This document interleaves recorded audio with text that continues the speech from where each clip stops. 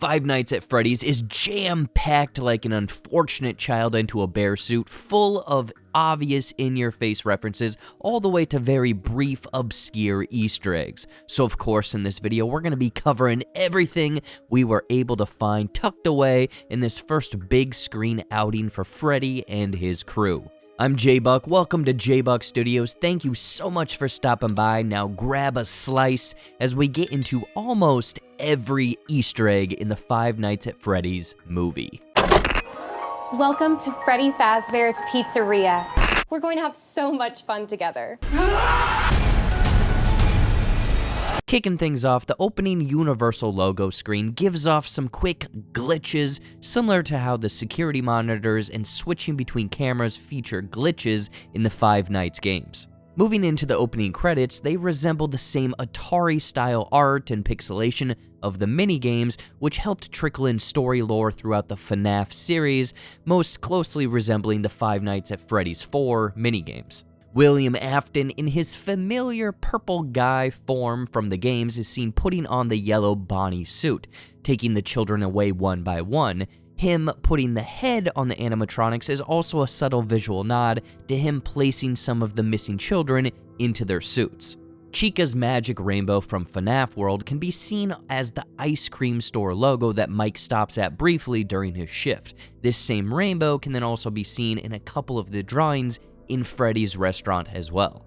While Mike is in the waiting room at the job office, the date of the security monitor shows 4/6/2000. So year-wise, we know that it's been a long time since the events at Freddy's, but the April 6th date is also a small nod to when we first got the first teaser and kind of first look for the movie when it was about to be released. Now, the camera 2 on the right side of the screen is a reference to the security monitors, specifically camera 2 in all of the games. While in Steve Raglan's office, first we can see that he has a lucky rabbit's foot on his keys, a nice subtle clue to him showing up in the yellow rabbit suit towards the end of the movie. On his back shelf, there's a box that looks oddly similar to the mysterious box from FNAF 4, which the contents were actually never revealed, with some people theorizing suggesting that it's pieces of the crying child. Funny enough, if you look on the other wall, there's awards that are framed, and one of them is a participation award, which is not only sad, but this kind of reminds me of the different certificates that you can earn in Freddy's Pizzeria Simulator. If you're curious of where this movie in the Freddy's location actually takes place, the map in Steve's office, combined with the letter designation of Vanessa's squad car, points to it potentially being Granite Falls, Minnesota. Later showing Minnesota is the correct state, as it's mentioned in the court custody papers that Abby finds later on. Now, since this is set in Minnesota, I was curious if the Nebraska poster had anything to do with, the lore of the games. Now, the only thing I came up with was a reference to the Fannin Day Shift at Freddy's series of games, which is definitely way too much of a stretch. So if you have any Nebraska clues, please let me know in the comments. Mike's Dream Theory book is a great nod to the games, with one of the biggest theories suggesting that everything in the FNAF games are actually in a dream world. It's since obviously been debunked with other pieces of lore, but yeah, they were saying that they were playing in the mind of the crying child, which is some wild stuff.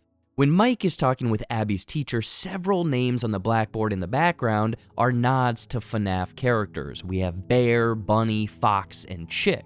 There's also a nod to the Puppet, one of the main antagonists from FNAF 2, who is later hinted at the credits. That's a tease, folks. When Foxy is going after the criminals that broke in, he hums, a reference to the same humming from the games, while running down a hallway for a quick jump scare, which is again another perfect nod to his jump scare from the games. When Abby tosses a stuffed animal at Mike, the little honk is the same nose honk / merchandise honk from the first 4 Freddy games. I wouldn't say that this is necessarily an Easter egg, but the layout of the actual pizza place and arcade area feature classic sections from the first 2 Freddy's games, such as the stage, Pirate's Cove, and storage area, while the arcade is much more in line with what's featured in the Security Breach game.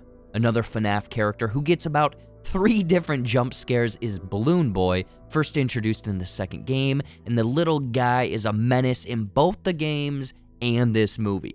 A quick look at the prize counter features a lot of the same prizes from the games, including the Nightmare Cursed Chica mask, while the golden security badge that Vanessa gives Mike from the prize cabinet later on is almost, I'm saying, a nod to the golden badge that the Purple Man sports on his chest from some of the games. In the back storage room, there's a dark purple-looking suit on the ground, being that of either Shadow Freddy or Mr. Hippo from the Mediocre Melodies. I'm not sure, so again, let me know in the comments. Next to that suit is the urban legend FNAF character finally realized in person, Sparky the dog. This is a great nod to OG fans because there was this big rumor and hoax claiming that there was a sixth hidden animatronic, being that of a dog, but was later debunked. So it's a nice deep cut for the fans out there. But speaking of Sparky, he gets another shout out on the sign or the name of the coffee shop that Aunt Jane meets the criminals at later. There are a couple of fun cameos for fans of the Freddy's world and who's connected to it, first of which being Matt Pat of the Theory collection of channels on YouTube. And if you don't know, he is big in the world of Five Nights at Freddy's theories and trying to crack the lore. Anyway, he pops up as the waiter at the diner, dropping a cheeky line about theories. Some people say that, but you know, it's just a theory. There it is! There it is! Something I've seen a couple people miss is actually Matt Pat's name tag in this same scene being Ness, which is a nod to Ness from Earthbound. I personally discovered Ness through the original Super Smash Bros. N64 game. But this is an obscure reference deep cut to the theory video of Matt Pat's and the Game Theory channel called Undertale Sans Secret Identity, essentially claiming that Sans from that game is essentially Ness from Earthbound. Again, a hella deep, obscure reference, but was, quote, controversial. So, yeah.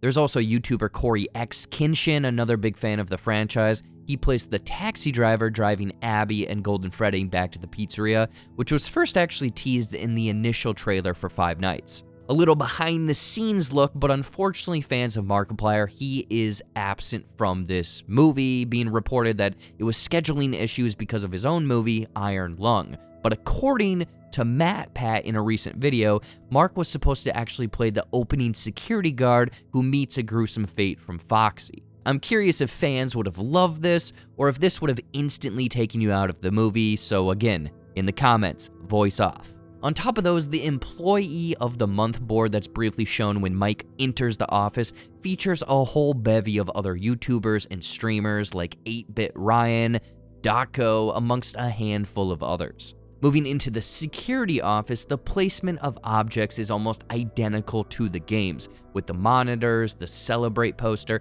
all the way down to the trash and red striped cup by the monitors, some precise attention to detail. A quick and you miss it very subtle detail is the VHS with Mike's name featured on it. There's actually a faded name underneath of it that looks to be Fritz because there's a Z at the end of the name. Fritz Smith was first introduced in FNAF 2 as the guard being fired at the beginning of the game.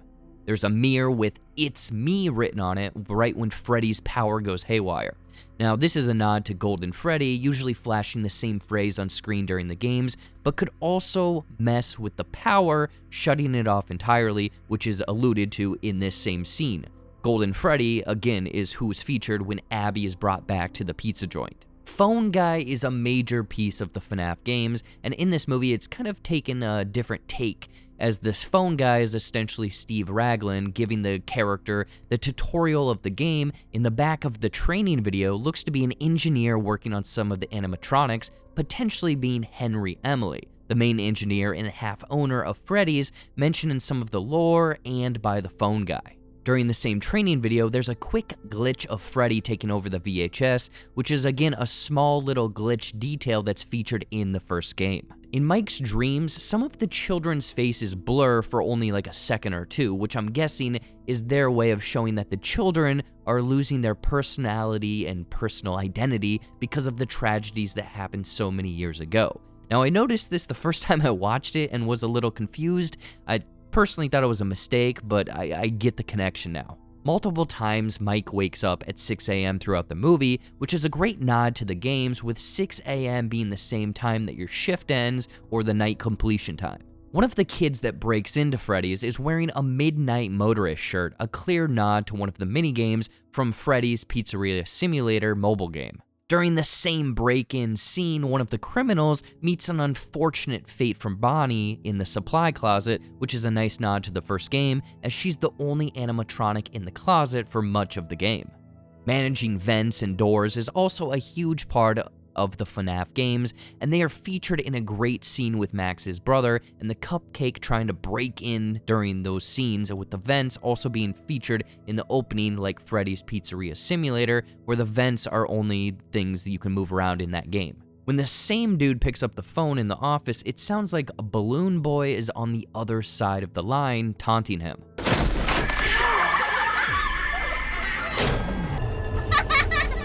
When Max is searching for her brother, uncle, and Carl, she's tricked into going into the back supply room and is bitten in half in one of the movie's most gnarly scenes, in my opinion, but it's also a nice reference back to the bite of '83 and the bite of '87 from the games, even showcased in one of the game's minigames in a similar fashion. Mike and Abby's living room of their home has a layout and a handful of items that appear to be an homage to Mike Afton's home in the sister location game, the sun clock being one of the biggest. There's also a nod to FNAF 4 with Mike's pill bottle being on the bedside table when he wakes up multiple times throughout the movie. Out of all of the active animatronics though, Foxy looks to be the most run down and decrepit, and this is because it's taking into the fact that Pirates Cove was under maintenance and shut down in the game series, meaning that even before Freddy's closed officially, Foxy was tossed away like trash, which is a great continuity detail. Towards the end of the movie, Mike starts electrocuting the Freddy's crew to save Abby, and an item called the Controlled Shocker is at your disposal in the sister location game, used to electrocute the animatronics that are coming after you, disabling them for a few seconds. The animatronic Abby is trying to be forced into looks like Ella from the cover of the 1:35 a.m. FNAF novel. However, this appears to be the very first time she's realized as a suit. A few more novel references are when Abby is hiding behind the arcade machine, being an almost copy and paste reference from the Silver Eyes novel. In the same novel, all of the suits are shown dragging Yellow Bunny suit away, much like they drag away an incapacitated William Afton in the Springtrap suit towards the end of the film's climax. When Afton's Springtrap wipes off the knife blade, it is no doubt an homage to Scream, with Ghostface doing the same, who was also played by Matthew Lillard. So it's all connected, man. William drops his iconic line of "I always come back," a staple to the games because this mother trucker always, and I mean always, comes back to the Freddy's games in some form. The ending supply closet scene features Springtrap kind of glitching and shaking while the door closes like a damn Saw movie. But this is similar to one of the minigames from FNAF 3, and I'm pretty sure is the ending scene of another game, but I couldn't hammer down which one it was, so fans, please let me know in the comments. We see Vanessa still alive with Mike visiting her in the hospital, which is strangely enough a nice nod to FNAF 4's protagonist essentially being in a coma with a hospital-looking bed and IV drip next to it. Getting into the end credits, there's a handful of things people may have missed, the first being a few seconds of music that is sampled is the same that's played in games with the Freddy music boxes.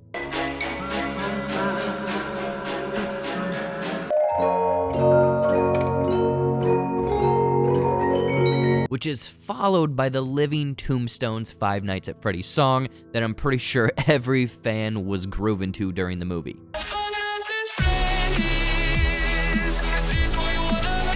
A really small detail, but multiple drawings throughout the credits and movie also purposely show that the yellow rabbit is being like a helping hand, a savior almost to cloud the missing children's minds into thinking that he's a good guy to essentially control them. Towards almost the end of the credits, gives a potential tease of who or what may show up in a sequel, with the puppet's theme of Grandfather's Clock faintly playing.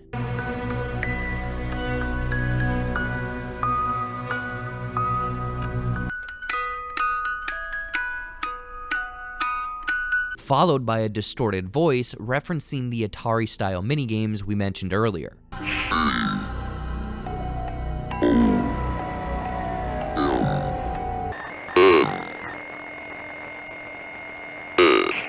this continues for some time, spelling out the words, "Come find me." Now, some people have theorized that the puppet could be heavily featured in a sequel and could twist the lore a little bit, making the spirit of Garrett, Mike's brother, trying to send him a message to help find him.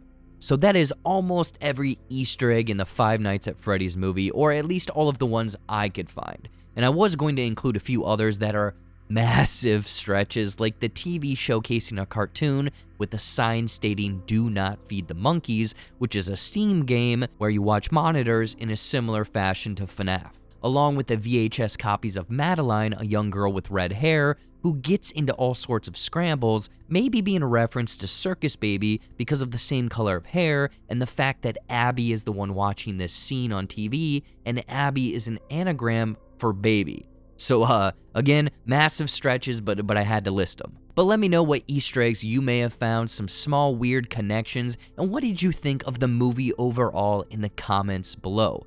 According to a recent interview with Variety, director Emma Tammy claimed that actually Matthew Lillard signed on for a 3-movie contract, and with this movie making roughly, $130 million on a $20 million budget, you know damn well that they are going to blow this thing out with movies and spin-offs and lore and all sorts of stuff. Further adding that this one was tied into the first game, and we would probably focus on tying the second one into the second game, and so on and so forth. But anything could happen, we will see. So expect a lot more Five Nights at Freddy's for the future.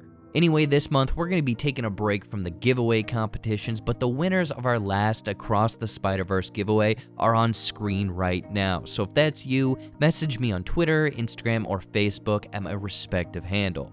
And if you haven't, please check out all of my other social media accounts, from my Shorts and Clips YouTube channel, TikTok, Instagram, Facebook, everything. Later this week, we're going to get into Invincible Season 2, closely followed by the new Monarch Godzilla series. So some big stuff is in the pipeline, so please stick around for all of that. You're the bestest. I'm J-Buck, and I gotta go get some more cold Freddy's slices of pizza.